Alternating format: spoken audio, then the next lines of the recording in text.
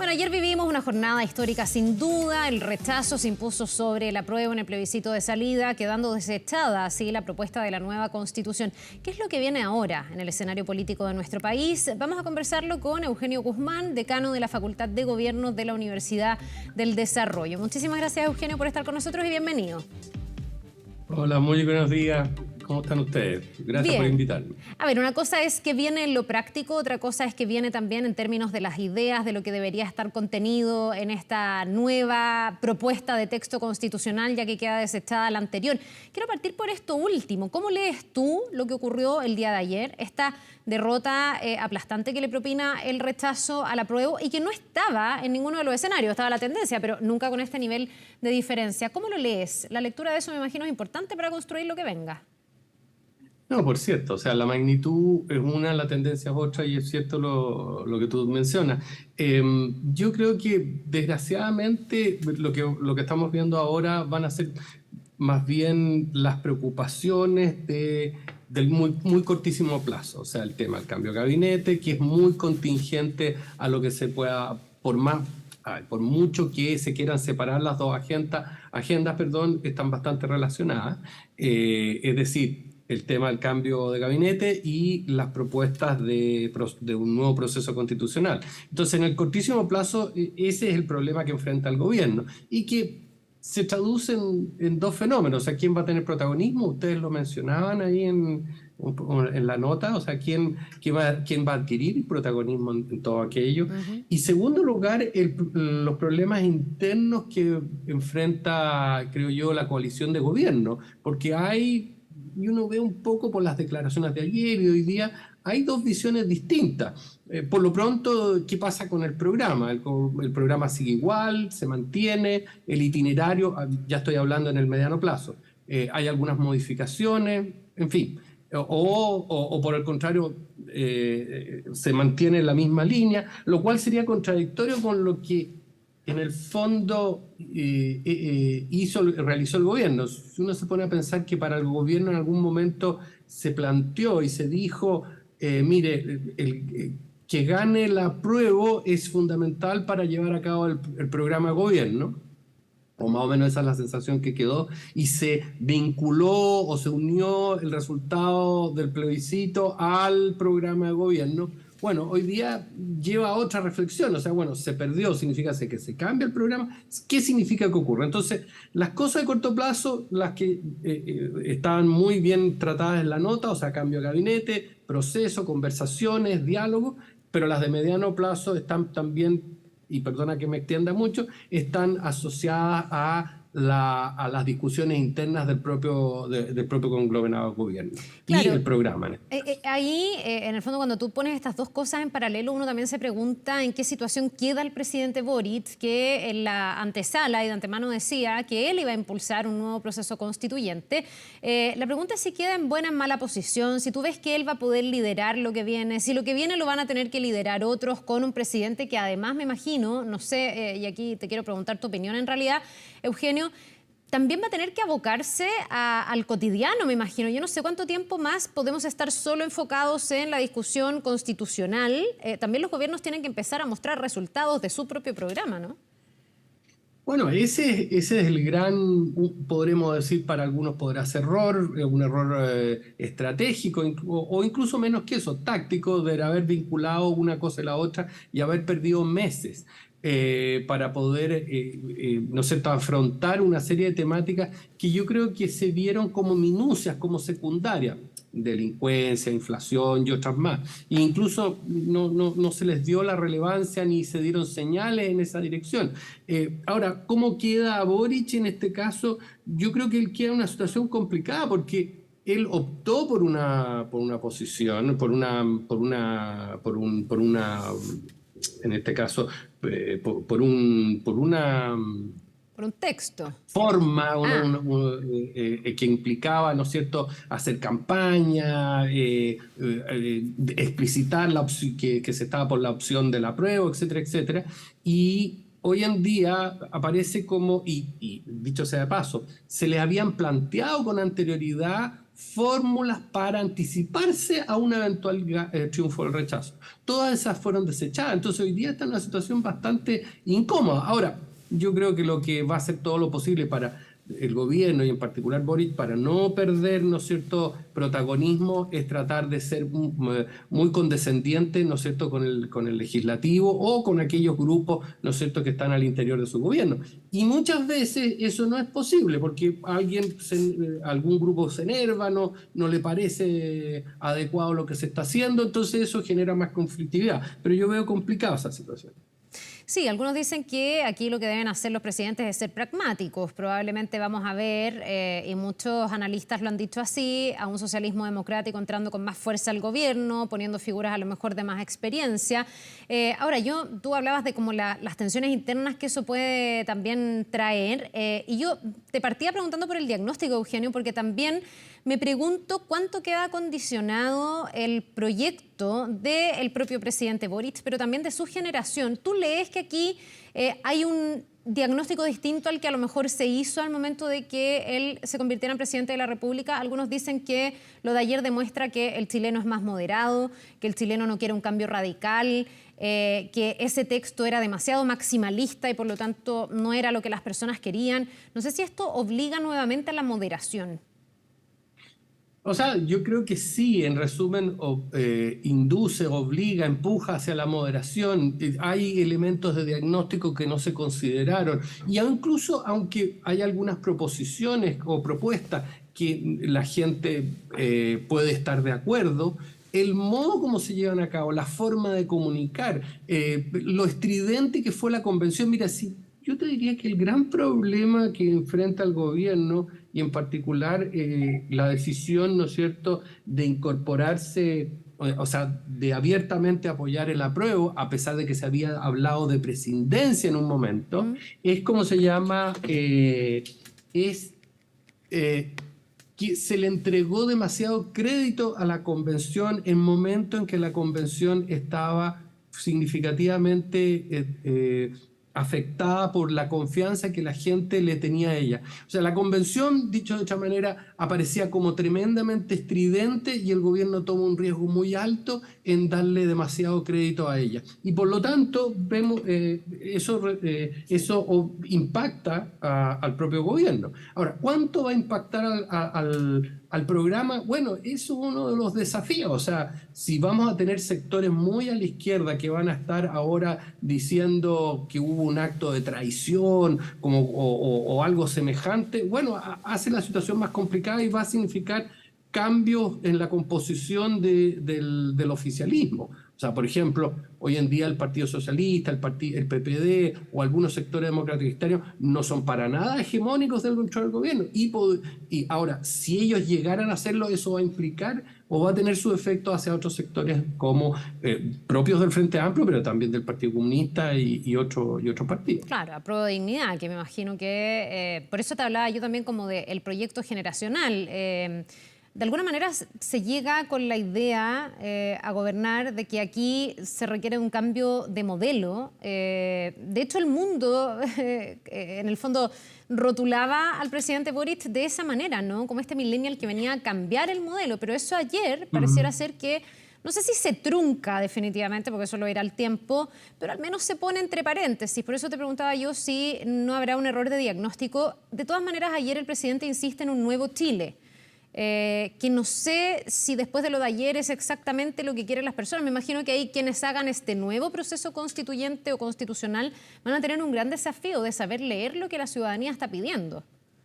No, por supuesto. O sea, sí podemos hablar de un nuevo Chile, pero el problema está entonces que no se captó que era ese nuevo Chile. O sea, sin lugar a dudas, hay un país con mucha más moderación de la que se pensaba o se estimaba y no se leyó bien. Yo creo que hubo exceso de voluntarismo o incluso cierta ingenuidad, a final de cuentas, en términos para poder, ¿no es cierto?, abordar lo que venía de ahora en adelante. Entonces, por lo tanto, creo yo, perdona que a uno lo interrumpe con el teléfono, por lo tanto, ese exceso de voluntarismo y un diagnóstico muy radicalizado, muy ideológico, bueno, mira, sí, es cosa de ver lo que decían algunos de los convencionales, y creo yo que el error del gobierno es, ¿no es cierto?, darle crédito completo a aquellos y a ese grupo y no entender de que, bueno, era bueno chequear qué es lo que estaba efectivamente ocurriendo.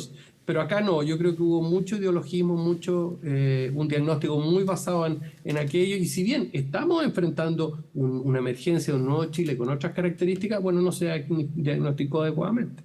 ¿Cómo ves tú lo que viene? ¿Cómo se articula un nuevo proceso constituyente? ¿Debe ser la ciudadanía la que redacte esa constitución? ¿Se pueden incorporar expertos? ¿Cómo no repetir los errores de una convención que, si uno lo mira desde el punto de vista del proceso, de la voluntad soberana, democrática, de tener una convención, encargar la redacción de una constitución que termina desechada, finalmente termina siendo un fracaso para todos? Ahí se invirtió tiempo, se invirtieron recursos y bueno, uno dice, ¿qué pasó? Me imagino que hay que aprender de eso. ¿Cómo ves tú la articulación entonces de lo que viene, Eugenio? Bueno, yo creo, y si uno pudiera ser optimista, que uno esperaría que hay ciertos aprendizajes. Hay un texto constitucional rechazado que tiene elementos que pueden ser interesantes e importantes de recuperar o de considerar. Hay una historia constitucional de los últimos 20 años que se ha hecho cargo de muchas cosas.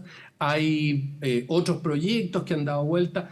Uno esperaría que esos elementos podrían llevar a mayor consenso en el próximo texto. Ahora, el cómo se haga el texto, yo creo que hay dos temáticas que tienen que ver con cómo, que la más importante es cómo se van a elegir aquellos que van a conformar esta convención. Y yo creo que ahí existen bastante acuerdos que la forma, el sistema que se empleó en la última oportunidad no era el mejor, ¿ya? Y por lo tanto se van a tener que hacer ajustes a la forma en cómo se elijan y también a la forma como se incorporan expertos. Ahora hay que tener cuidado con esto de los expertos, porque también hubo expertos en la convención, pero que tenían una visión bastante ideológica, te diría yo, y nuevamente no había capacidad de negociación o ni siquiera negociación, de llegar a acuerdos más consensuados. Y por eso que en ese sentido es muy importante también la latitud que tengan aquellas personas que van a ser elegidas. No puede ser que sean personas muy vociferantes y digan cualquier cosa que se les ocurra en un determinado momento. Entonces, hay una serie de elementos de sintonía fina que vamos a tener que considerar en el sistema electoral y a las personas que se van a proponer para que sean elegidas por la ciudadanía. Ya, ¿y en cuánto tiempo crees tú que debería darse un nuevo escenario para llegar a tener un texto constitucional? Porque lo que yo te decía, por un lado siento que esto nos frena bastante, nos quita atención de una agenda cotidiana de temas que tú recién mencionabas, la delincuencia, la inflación, la migración, que son temas que yo no sé si la gente los mira tanto desde el marco normativo, sino más bien lo mira de cómo impacta su cotidianeidad. Y creo que lo de ayer también puede tener algo que ver con eso.